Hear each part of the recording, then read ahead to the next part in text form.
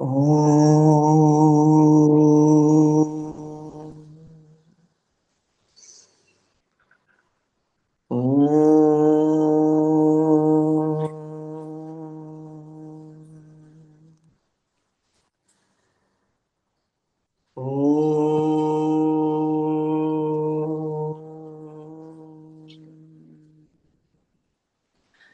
Om Sahana Vavatu Sahanau Bhunaktu Sahaviryankaravavahai Tejasvinavadhitamastu ma vidvishavahai. Om Shanti Shanti Shanti. नारायणं नमस्कृत्य नरं चैव नरोत्तमं देवीं सरस्वतीं व्यासं ततो जयमुदीरयेत्.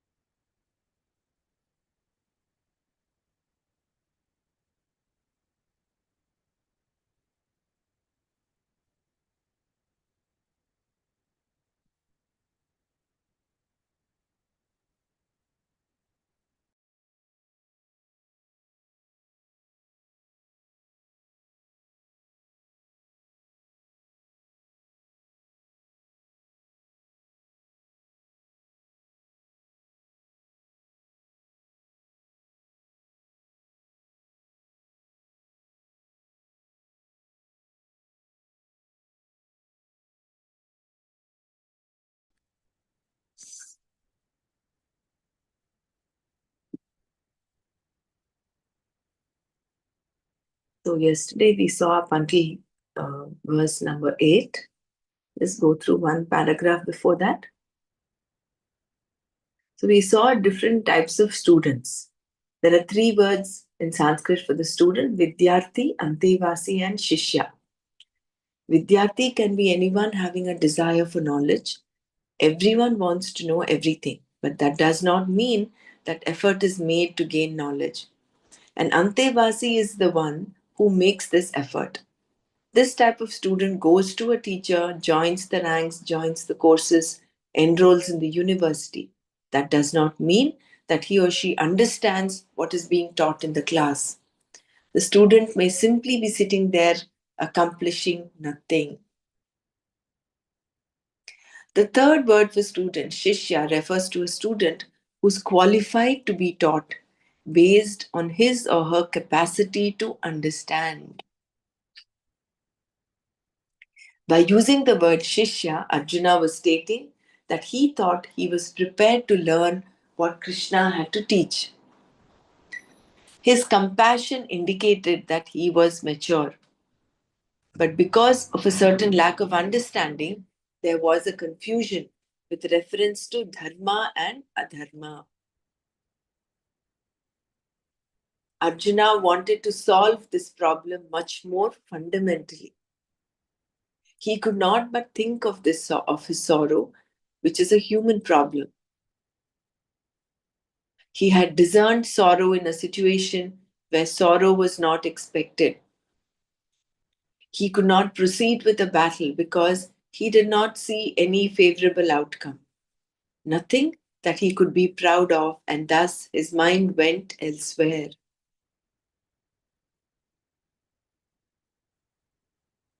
Where does the mind go in such circumstances? It comes back to oneself. This is where culture comes in. Without culture, one becomes a hobo. In Arjuna's case, his culture, maturity, his upbringing, his lifelong commitment to the values of Dharma, the various privations he underwent for the sake of Dharma, all of these had paid off in this particular coming back to himself and saying, I don't think that even a heavenly kingdom could remove this sorrow that is in me.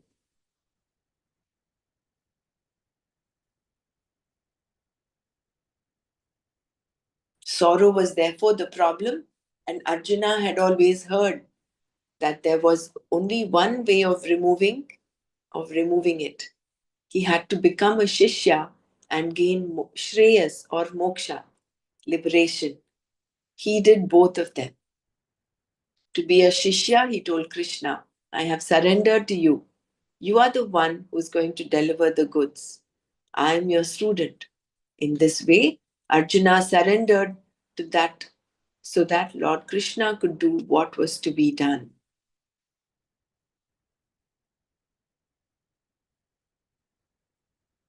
Sanjay Uvacha Eva Muktva Hrishikesham Gudakeshav Parantapaha Nayotsya iti Govindam Uktva Tushnim Babhuvaha. Sanjaya Uvacha said, Parantapaha, the scorcher of force, Gudakeshaha Arjuna, Krishikesham to Lord Krishna, Evam in this manner, Uktva having spoken, Na Yotsye, I shall not fight, Iti thus, Govindam to Govinda, Lord Krishna, Uktva saying, Tushnim Babhuva became silent. Ha, indeed. Sanjaya Uvacha Parantapaha Gudakeshaha Rishikesham Evam Uktva Na Yotsye iti Govindam Uktva Tushnim Babhuvaha. Sanjaya said, having spoken to Rishikesha, Lord Krishna, in this manner, Gudakesha Arjuna, the scorcher of foes, saying to Govinda, I shall not fight, became silent.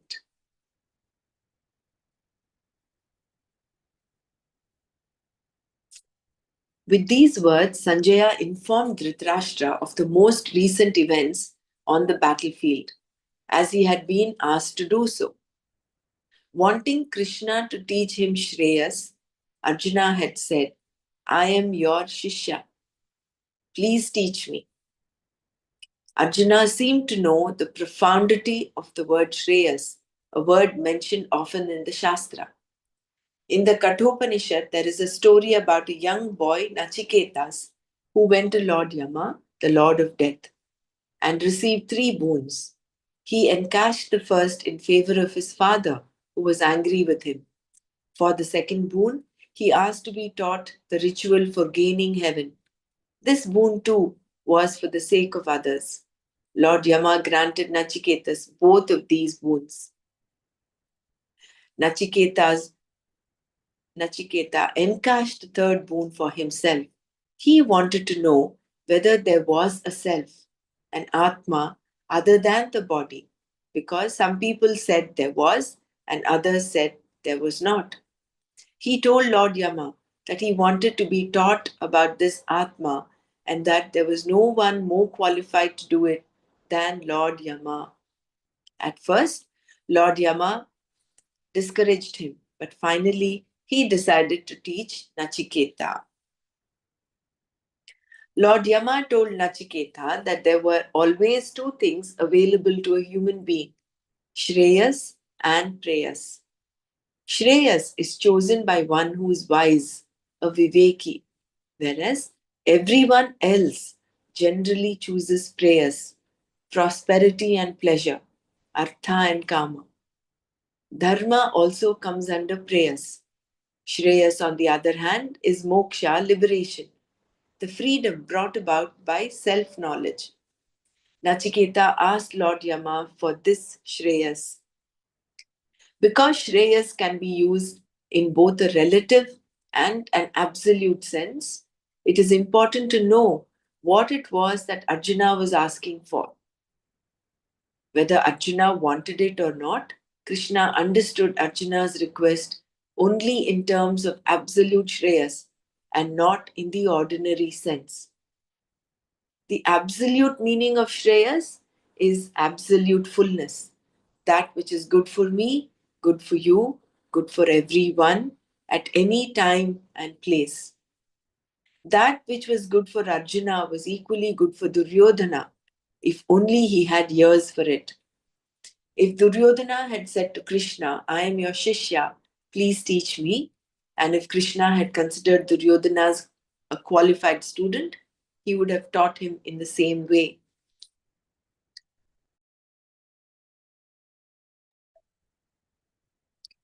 Whenever and to whomever Shreyas is taught, it is always taught the same way because it is knowledge, jnana.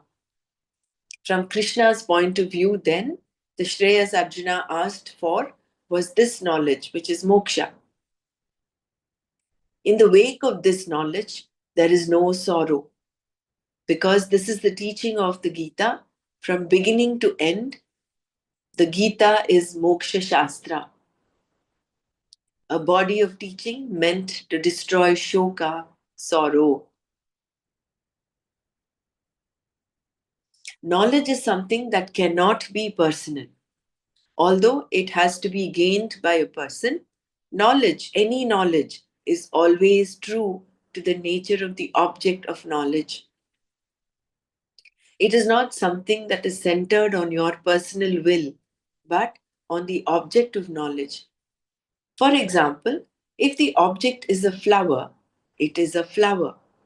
There is no choice in knowing it as anything other than a flower. If there is something more to know about the flower, then you can know it. Its botanical name, which includes its family, and so on. Whatever more you come to know about the flower is always jnana. Because knowledge is always as true as the object, it is not determined by one's will. Therefore, knowledge of a thing is not going to differ from person to person.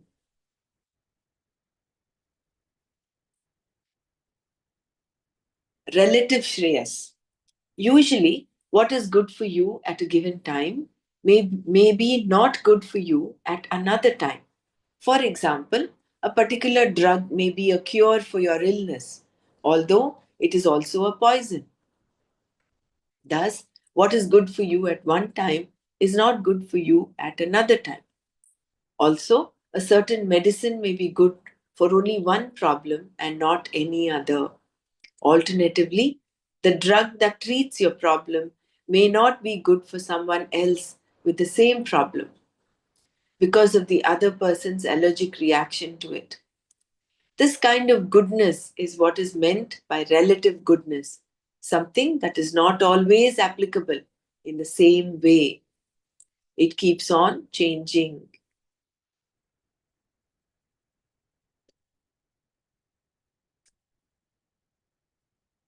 Something that is good is determined by place, desha, time, kala, and situation, nimitta.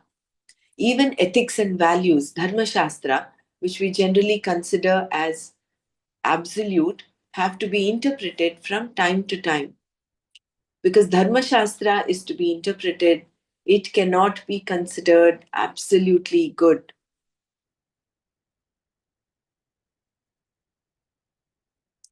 Absolute shreyas. If there is something that is absolutely good, it must be something that does not change at any time and is always the same for any person. That is what is meant by Shreyas here. Arjuna's sorrow led him to ask for this Shreyas, and Krishna understood what he wanted as absolute Shreyas. Absolute Shreyas, called moksha, is the complete acceptance of oneself. Self acceptance implies a self that is already acceptable. If I am not acceptable to myself, positive thinking cannot give me self acceptance. The self is unfolded in the Gita as already acceptable, along with how it is acceptable and how it is free from all limitations. The one who is happy with oneself has nothing more to do. Such a person is one who has checked off all the items to be completed. to be fulfilled that are on the list. He or she is a free person. Throughout the Gita, we are told that the self is acceptable and that this acceptable self alone is what everyone is seeking in life. When Duryodhana wanted the kingdom, he wanted only self acceptance. He wanted to see himself as a person who was acceptable to himself. Without a kingdom, he could not see himself in this way. Therefore, he wanted the kingdom. In the process, of course, he had conflicts. He was cavilled at by so many people and he had wronged so many people. How could he be acceptable to himself under such circumstances? You should be acceptable to yourself without a kingdom, without any addition, without even the physical body and its condition. Only then can you accept yourself.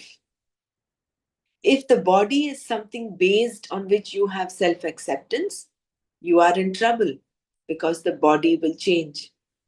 It is not going to remain the same. The self might have been acceptable yesterday, but not today because the body has picked up a problem.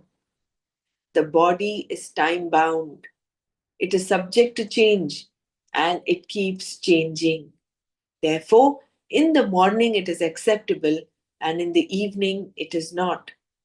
We find then that if the self depends on any other factor for its acceptability, it is not an acceptable self at all.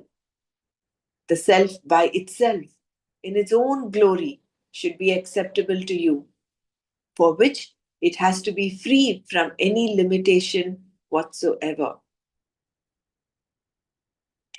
The self is the whole.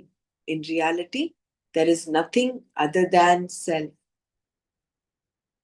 This vision is unfolded in the Gita in such verses as all beings exist in me and I do not exist in them.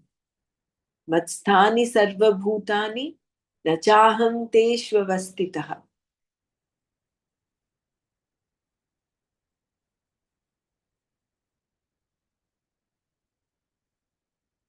And in me there are no beings.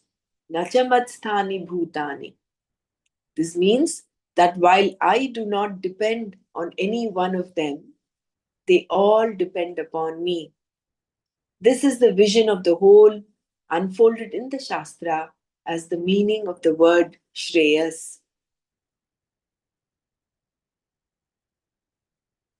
Shreyas is you. Until it is gained, Shreyas is an end, as it were. Once gained, it is not separate from you. It is you alone. You are Shreyas. Arjuna asked for it and he got it. If Arjuna had wanted ordinary Shreyas, he would not have told Krishna that he was his Shishya, nor would he have told him that he was surrendering to him. All this indicated that Arjuna wanted to gain absolute Shreyas at this particular stage of his life. Having surrendered to Krishna, Arjuna left everything to him. Krishna then had to decide whether he would teach Krishna or merely urge him to stop blabbering and fight. Fortunately, Krishna taught him. Had he opted not to, we would not have the Gita. So we'll pause here and then do Manana before we go on to the next part.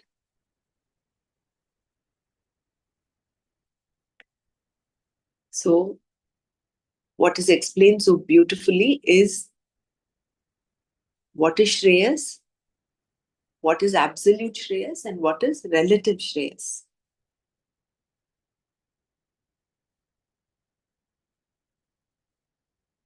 Absolute, first of all, difference between Shreyas and Preyas. And this was beautifully given by the story in Kathopanishad, where Nachiketa, the young boy who was sent to Yama by his father because he irritates him in his yajna, says, why are you giving these old cows, sickly cows away in Dana. And then with getting angry, his father says, I'm going to send you also to the Lord of Death, to Yama. And therefore, Nachiketa lands up in front of Yama's door. And then he's given 3 boons because this little boy asks Yama. He wants to know the truth of life. So he's given 3. He says, I'll give you 3 boons. The first boon he asks for his father, who was very angry. The second boon,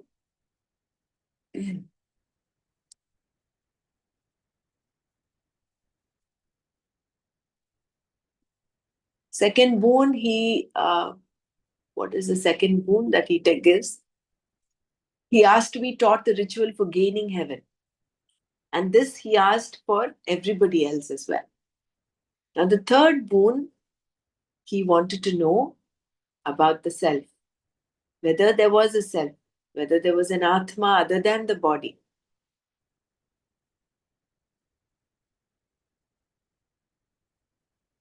And then, initially, although Lord Yama discourages him, he finally teaches him.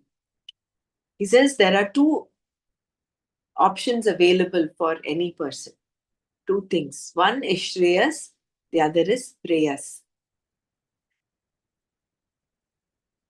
Shreyas is chosen by the wise, whereas Preyas, normally everybody else by default chooses Preyas. Preyas is Dharma, Artha and Kama, whereas Shreyas is Moksha. And what is talked about Shreyas is absolute Shreyas, not relative Shreyas. Relative Shreyas is that which is good for a person, depending upon the desha, kala, time, situation. Example given was the medicine, which is actually a poison, but it is used as treatment for that person at that particular time. Whereas absolute Shreyas is something that is good for you, good for me, good for everybody at all times. And that is moksha, that is liberation.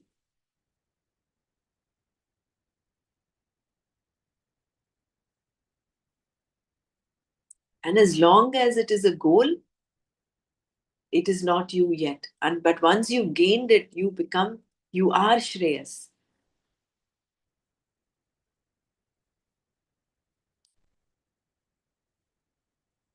Let's all also share.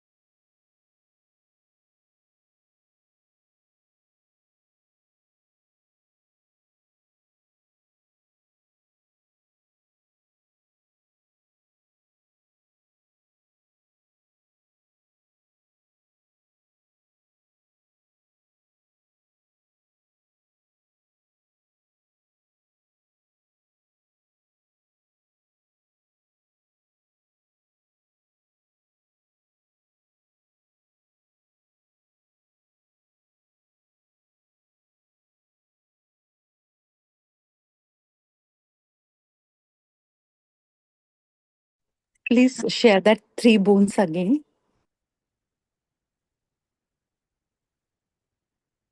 The first one was he asks the boon for his father to forgive him.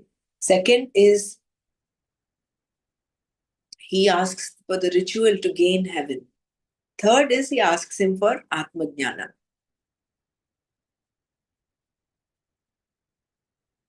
Thank you. And then knowledge of anything is true to the object. It is not something that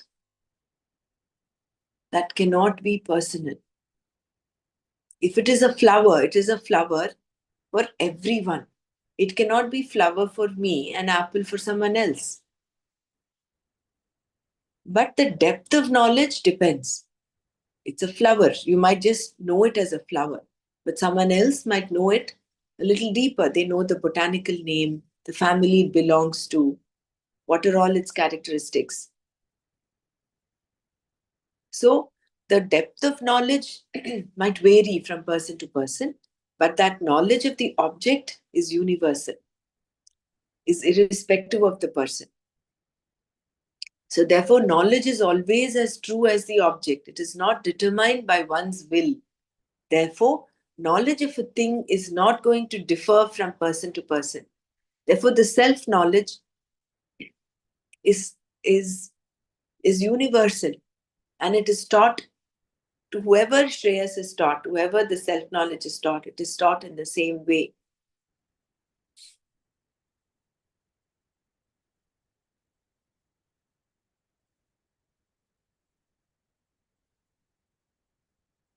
And that is Again, that wise will know wise only. That same is their capacity, or if bowl is their bowl is empty, then only then it can be filled with the Atma Jnana. Otherwise, giving it becomes a futile exercise.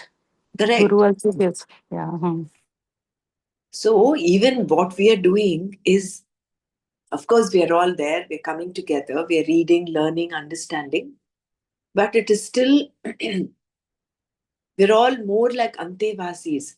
Shishya, in order to be a Shishya, you need to be really uh, eligible, mature completely, prepared mind. And that preparation of the mind is where you are living life as a karma yogi without ragadveshas. Otherwise, you see, even with respect to knowledge, we take sides. We like this, we don't like that. These ragadveshas are um, very tricky. They creep Yeah. in everywhere.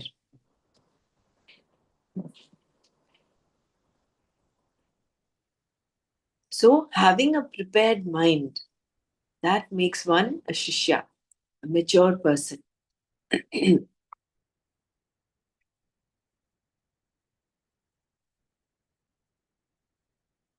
So, in order for us to gain Shreyas,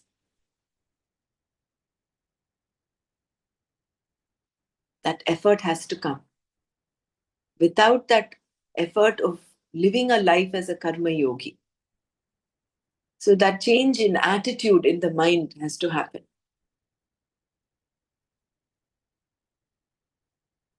And that is our sadhana. That is the purushartha that we have to exercise. That Shreyas is for oneself and for the others too, isn't it? Mm. Means, mm, Mhm. Somewhere Swamiji says, no, how is it good for others? It is good for others. Otherwise, if you were caught up in prayers, you would be a problem for yourself as well as others. But whereas once a person is onto the path of Shreyas, not only is it good for him, it is good for others as well, which is what we talk of waves of happiness. When one is on this path of knowledge, he accepts, if he's living knowledge truly, that is, he's not someone who will pick up complaints and grumbles, and all the negative spirals around him will subdue, will get evaporated. So there is only joy in him and joy around him.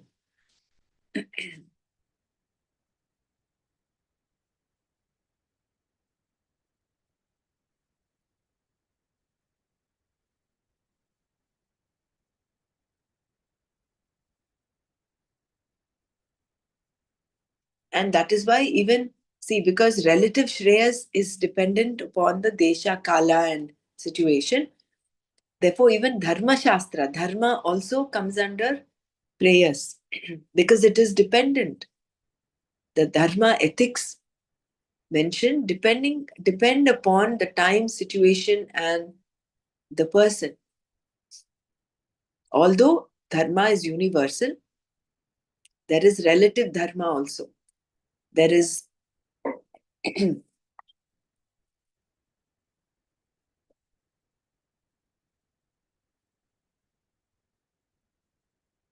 example that we were given earlier was the law. A simple example of driving. In some countries, driving on the right side is right, and in some other countries, it's on the left. So that becomes the dharma there.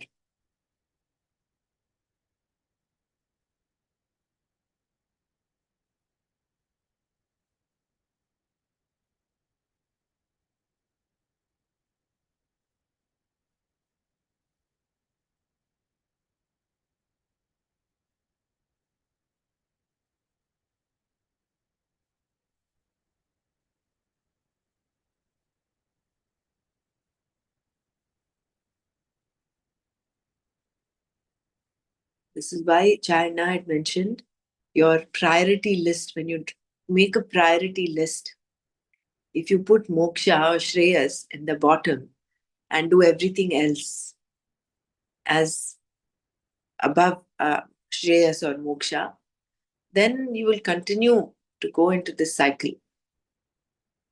But whereas you keep moksha on the topmost, which is what even Gurudev says, keep spirituality as your highest, your focus is on spirituality, then everything else will fall in place as it has to. He will say everything will be a side dish for you then.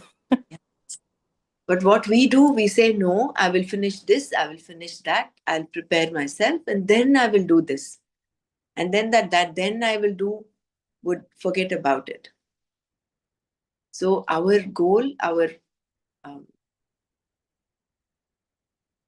our priority list has to be very clear.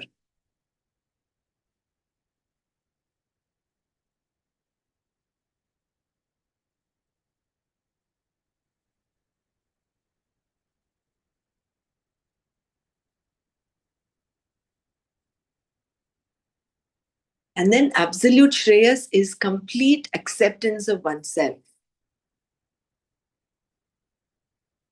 Self acceptance implies a self that is already acceptable.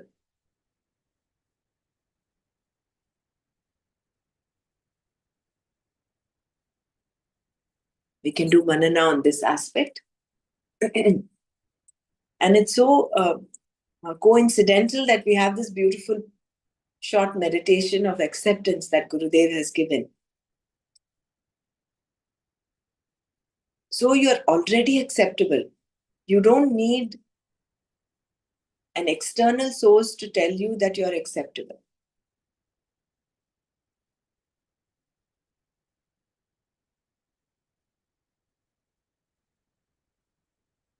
That is what Gita says. Gita says you're already acceptable. Along with how it is acceptable, that explanation of how it is already acceptable is what is given in the Gita, and how it is free from all limitations. You are already whole. You just have to realize it.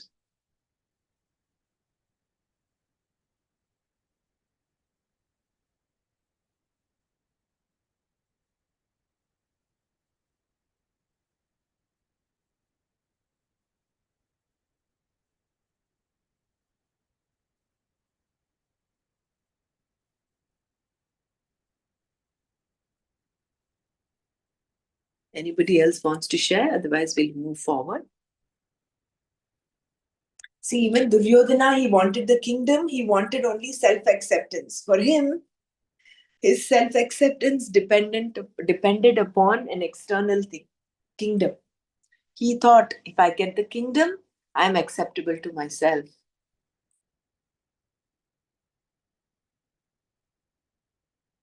So he was Actually, towards mature chaos. person need nothing out. So means any source of happiness from the outside. He is trupta, content.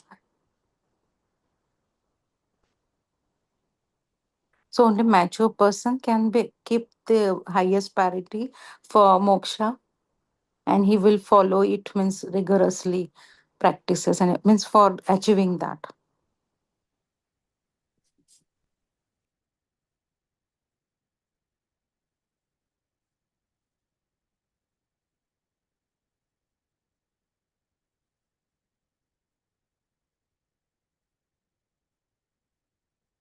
So you should be acceptable to yourself without a kingdom, without any addition, without even the physical body and its condition. This is again exemplified by all these Mahatmas who had physical ailments, but still they were they were happy within. They were full.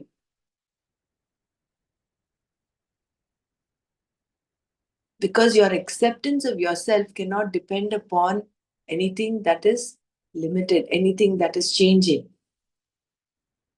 When you are centered on the unchanging entity that you are, then the the change that is happening around in the rest of the layers would not affect you.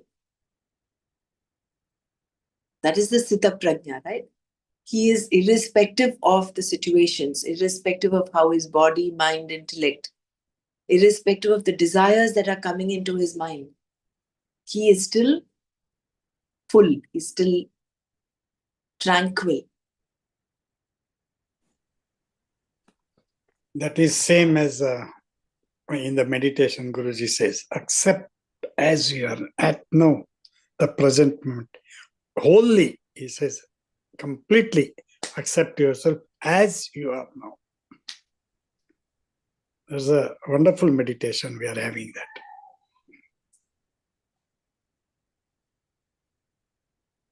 You will be in the present moment and you will be in with the self, as Brahmaraji said. Because when you are with the self, other things doesn't play around. If you focus on that. If you focus on this, okay, that's always there. We are in that samsara. When we focus on the self, means that unchanging self, we are with that self. So wonderful. That meditation is really a good meditation. Thank you. So here it is coming back to being a witness to all the change that is happening. So when you're coming from that witness consciousness, then you are centered on that unchanging entity. You will see the change that is happening in the body, mind, intellect, and ego as apart from you. You will not get caught up. Like, for instance, Duryodhana got caught up. For him, if he had the kingdom, he was acceptable to himself. It was dependent upon an external thing.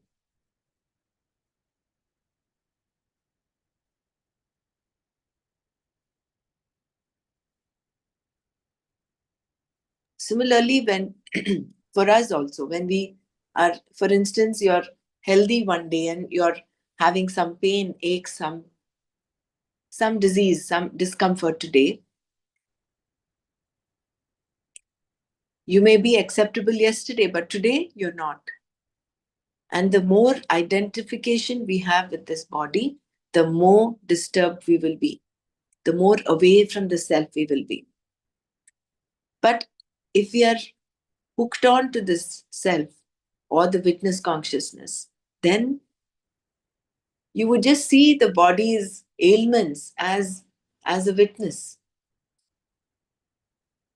There is that sense of separation, that gap that creates because your identification is with the self and not with the body and its ailment.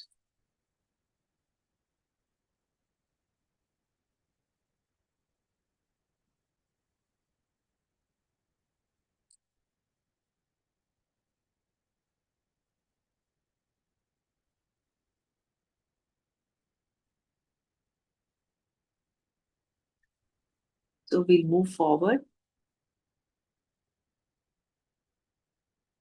So this one is another thing. The self is the whole. In reality, there is nothing other than self. This vision is unfolded in the Gita in such verses as all beings exist in me and I do not exist in them. Matstani sarva bhutani nachaham teshvavastitaha. And in me there are no beings. Nacha matstani bhutani. This means that while I do not depend on any one of them, they all depend upon me. This is the vision of the whole unfolded in the Shastra as the meaning of the word Shreyas.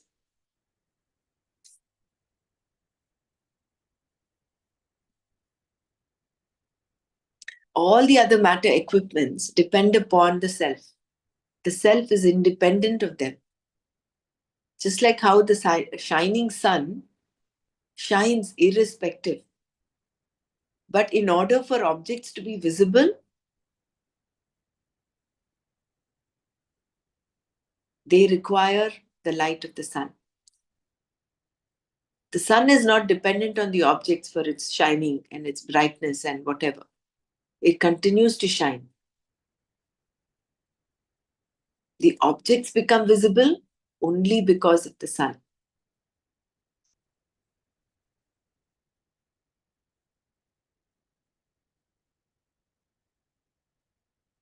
I mean, life exists because of the sun, if you extrapolate it to life. But sun continues to be there. Life or no life, it continues to shine. Similarly, Atma is irrespective of anything else.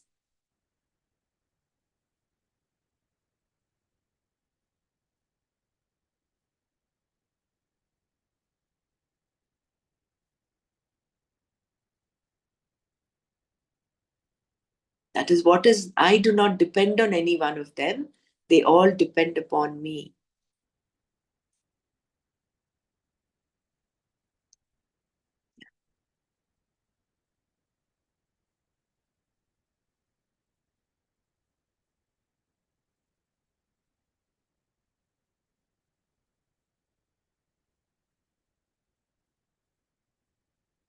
Arjuna's attraction to sannyasa. In asking that Krishna teach him, there was a prayer, a surrender in Arjuna that calmed the storm within him. When there is a doubt or indecision, the mind is restless. When there is a possibility of a solution or a decision is made, then the mind quietens down. There is definitely restlessness when there is a conflict between dharma and adharma. In Arjuna's mind, there was a conflict between right and wrong, dharma and adharma. And there was the emotion of sympathy leading to his sorrow. Affections being involved, his mind was in an even greater state of confusion than it would have been had he merely been concerned about his duty. Arjuna's confusion naturally led to a certain sadness.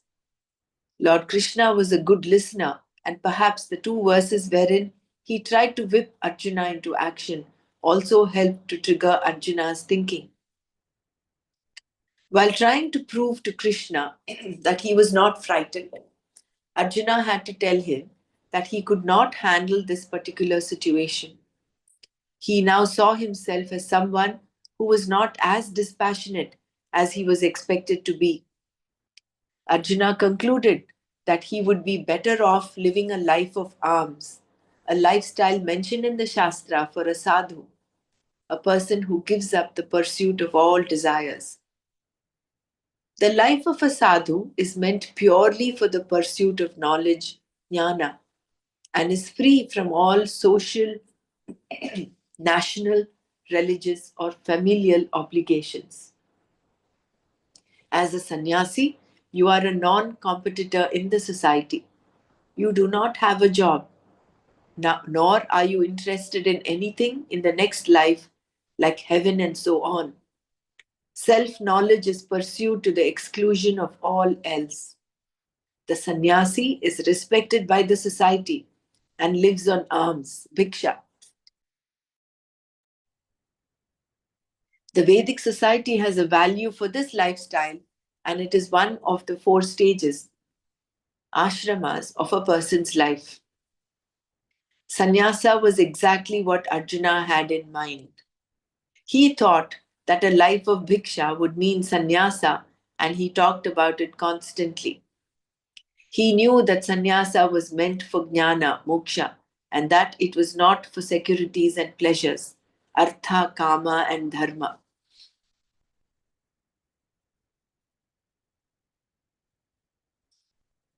So, why was Arjuna hooked on to sannyasa all the time? Is because he wanted Shreyas. And in his mind, Shreyas is the one that is pursued by sannyasis to the exclusion of all else. So beautifully, the train of thought as to how Arjuna landed up surrendering. First of all, he was overcome by, he came into the middle of the battlefield wanting to see whom he has to fight. And then suddenly he was overcome by compassion, extreme compassion. He realized he's going to kill his own teachers, his own cousins, his own family. And that compassion got him into the wrong thinking and went on to justify why war was so wrong at that point, why he should not fight. In his mind, he was thinking dharma will be lost. There will be so much of adharma, and he will be the reason for this downfall. So in Arjuna's mind, there was a conflict between right and wrong. And there was this emotion of sympathy leading to his sorrow. And yeah. In this, misplaced compassion only is causing all these things. Compassion per se is okay. This compassion is not, Correct. justified. That is true. See, what It's Arjuna clarity lacked in there dharma. was viveka. Sorry. No? What he lacked there was viveka. He was overcome by his emotions. If you are drawn, if your life is directed by emotions and not viveka, this is what happens. We become Arjunas.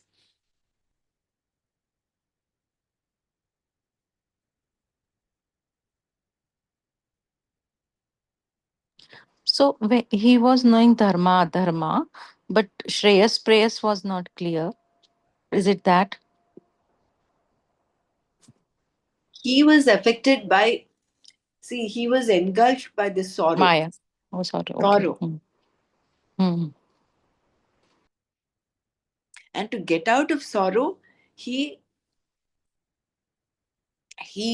because when someone is so sad, is going through so much of sadness, it brings you back to yourself.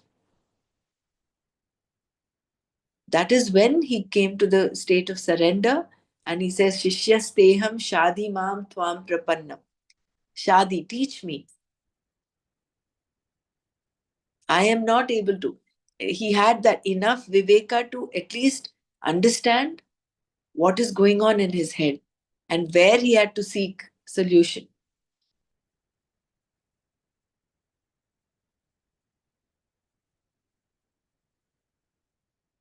One important thing is all for so many years he was preparing for this war because of the whatever the way the whole family was treated for so long by Kauravas. And then miss day night you are in the planning mode for something. It was not that suddenly overnight one day the war was thrown on him. So completely he was preparing for it, and then when actual the moment comes, you are running away from that. So uh, that is not the right thing, no. Like, and then suddenly you want to become a sannyasi now, leaving everything. Now you are forgetting that your wife was insulted, you are put into exile for so long, and so many So much nyaya happened. And Not then one only day suddenly you say कि I'm giving up, hands up, and I'm going away. Whereas his duty is to perform the war if it is the need of the hour. That's what I feel. Jai Gurudev. also Abhimanyu was killed, the tender kid. All that, should really make him more revengeful. But Abhimanyu was killed after the start of the war. No, this was before the war. Okay. Isn't it? So he correct. So tomorrow we'll start with Arjuna's attraction to sannyasa. We'll start from here and then we'll reflect a little more on why Arjuna was attracted to sannyasa, why he wanted to take the sannyasa route every time. Every chapter he keeps asking, "You're telling me about jnana, but why are you asking me to do karma?" So No, he that kind of decided sannyasa is the way for him. Sannyasa is what will give him shreyas. So we'll no take that up here tomorrow. here I think Krishna will make him what is his responsible at that moment. He is a king. He has to fight. See, I am in samsara. I am a grahastha. I have to take responsibility of grahastha. I have not to run away from that and become a sannyasi. Unless I fulfill the responsibility of samsara, otherwise I have to decide it earlier only. In the previous shlokas only, Krishna has told, na, clap him and all, he will Like be that, known. yes. Before Means only, he has cleared that you have to fight fight. That is all. because it is your dharma. Dharma is clear for him, but how the emotions took or that Maya took, then the Shreyas and prayers came. So, what is Shreyas for everyone? And also not only, his grandfather, my guru, that mine, that was also there.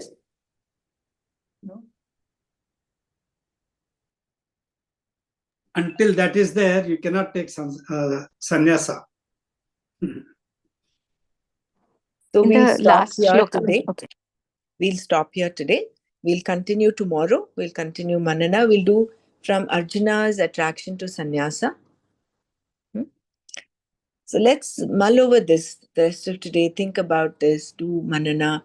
Do contemplation. And then we'll come back again tomorrow.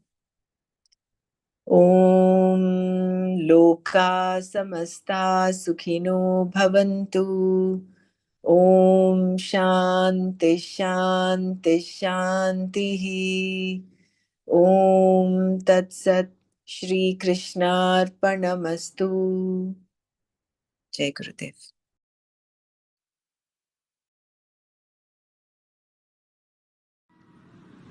Meditation is accepting this moment, living every moment totally with depth. Let us keep our spine erect and body relaxed and eyes closed. Relax your shoulders. Keep a big smile on your face.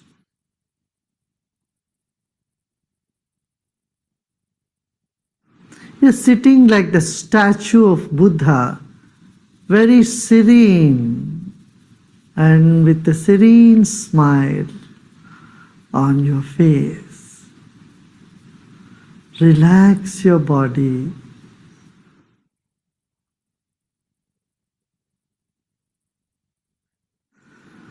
Let's take a deep breath in and breathe out. Become aware of your chest region, throat and chest region. If you notice some tension in the body, just let it be. Except those parts of the body where you feel tension, other parts are in comfort. Other parts are at peace. Become aware of that also.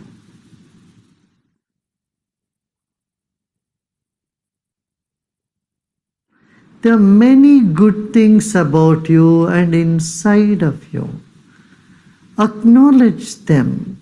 They will never leave you. And the negative aspect you may see in you is never going to stay with you forever. They are all guests for some time. Let them be.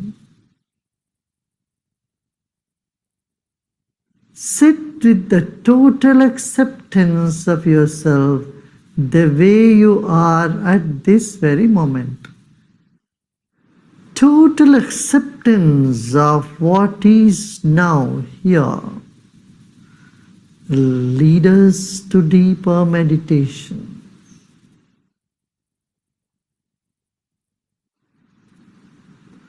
Let go of all the efforts.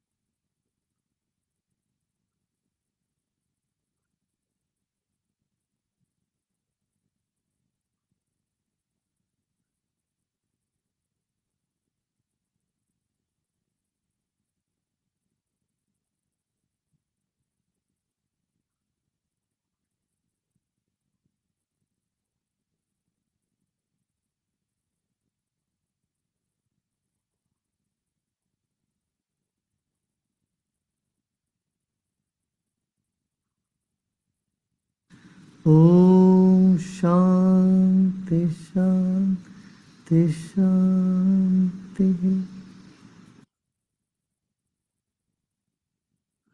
Let go of all your effort and be in this emptiness.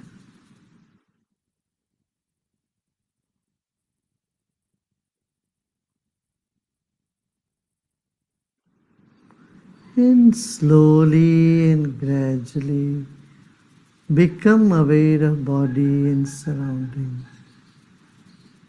And you may gently open your